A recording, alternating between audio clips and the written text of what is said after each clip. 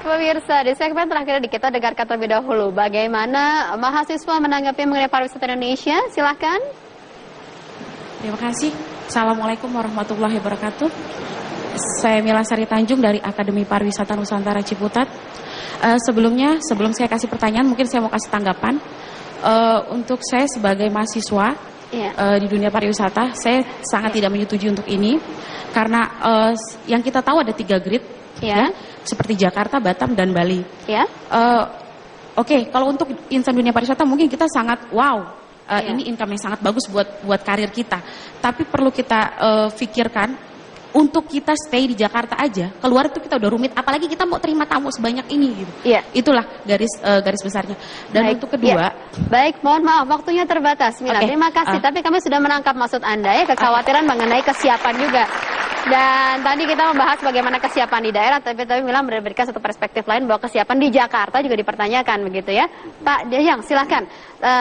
Solusi Anda, antisipasi yang harus dilakukan oleh pemerintah seperti apa? Pertama, yang namanya promosi itu punya strategi banyak. Salah satu strategi itu adalah promosi bebas visa. Tapi tetap kita selektif.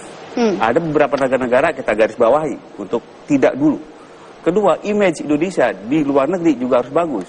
Ketiga, koordinasi antara sektoral instansi harus berjalan bagus. Sumber daya manusia pun harus disiapkan. Jadi promosi selama sebanyak bebas visa itu hanyalah sementara. Infrastrukturnya disiapkan, daerah-daerahnya punya wilayah disiapkan, sumber daya manusia pun harus disiapkan. Jangan sampai jadi bumerang.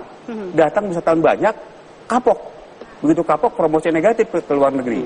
Malah jadi bumerang buat kita. Baik. Demikian ya, saya kira demikian ya. Itu rentetannya panjang ya, bukan hanya sekedar bebas visa. Itu hanya sementara. Riani, bagaimana? Silakan.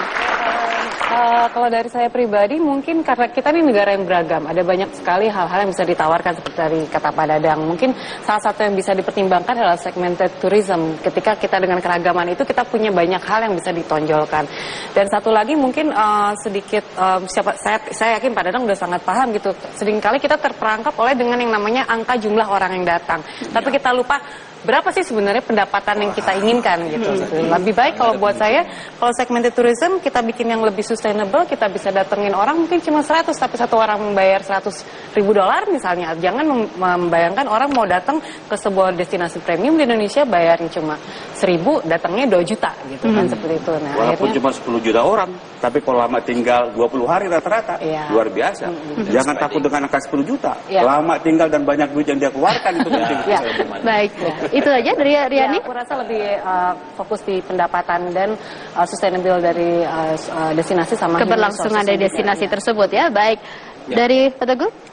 Saya ada kritik, ya anggap itu catatan kritis saya terhadap Kementerian Pariwisata adalah mereka harus lebih mengambil inisiatif untuk mendorong pelaku industri, masyarakat dan juga pemerintah daerah untuk terlibat langsung. Saya ilustrasikan saja, Candi Borobudur sebagai salah satu destinasi wisata katakanlah Buddha ya. Itu tahun 2014 yang datang ke sana wisatawan mancanegara hanya 241.000. Pada saat yang sama, Angkor Wat di Kamboja yang juga candi umat Buddha itu mampu mendatangkan 2.350.000 orang. Artinya kita hanya 1/10-nya. Demikian juga ketika kita bicara Malaysia, mereka mampu mendatangkan wisatawan dari Timur Tengah yang notabene adalah beragama Islam. Indonesia adalah negara mayoritas Islam, maksud saya. Mereka bisa mendatangkan wisatawan sampai 25 juta. Kita nembus 10 juta nggak sanggup. Artinya apa? Bahwa memang bagaimana kita secara bersama-sama menggerakkan pelaku industri pariwisata, inilah yang sekarang adalah menjadi challenge atau menjadi tantangannya daripada pemerintah, khususnya teman-teman Kementerian Pariwisata. Baik. Imigrasi, silakan. Imigrasi. Saran dari Anda bagaimana? Imigrasi tetap berprinsip selektif. Setuju. Selektif itu berarti adalah hanya orang-orang yang bermanfaat, tidak mengganggu keamanan negara, mendukung perkembangan ekonomi Indonesia, bermanfaat, tidak melanggar aturan. Itu imigrasi Indonesia. Jadi prinsipnya tetap itu saja. Tetapi perlu diingat adalah bebas visa jangan dijadikan satu-satunya menjadi alasan untuk instrumen untuk mendatangkan orang asing ke Indonesia.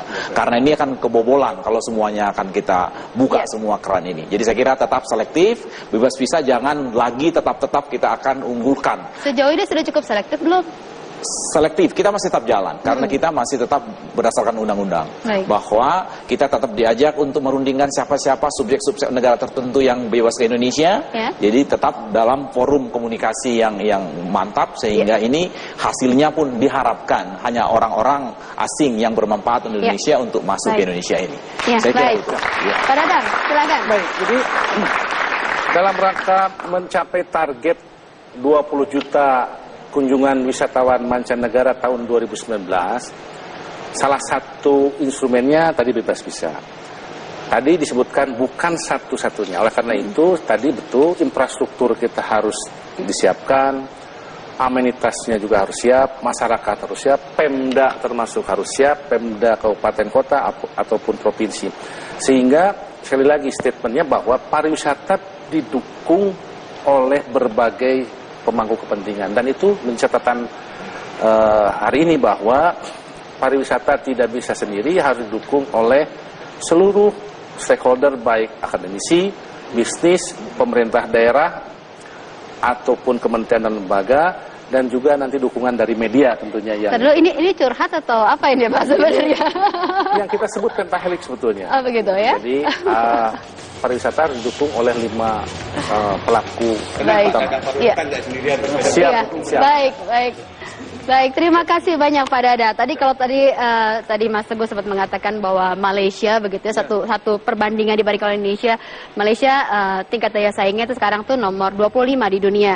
Tapi dia sudah memulai upaya untuk memperbaiki pariwisatanya dari 20 tahun sebelumnya, begitu ya. Nah, kita masih dalam perjalanan untuk itu, walaupun 20 juta target Indonesia nanti tercapai. Pertanyaannya kemudian juga adalah apakah ini sustain, apakah ini akan untuk jangka panjang, begitu ya. Dan apa dampaknya selanjutnya, begitu. Apakah memang 20 juta ini sesuatu yang memang bisa untuk masa depan Indonesia gitu. Jangan sampai kemudian menjadi sesuatu yang jadi panah balik kepada kami. Itu yang kemudian menjadi pembicaraan kita hari ini. Semoga ini juga menjadi concern dari pemerintah untuk melakukan hal tersebut. Terima kasih untuk seluruh narasumber yang ada di sini. Terima kasih banyak. Dan juga kepada seluruh audiens yang ada di sini. Terima kasih banyak. Dan pemirsa, demikianlah Kupas Ke-7 malam ini. Terima kasih. Sampai jumpa.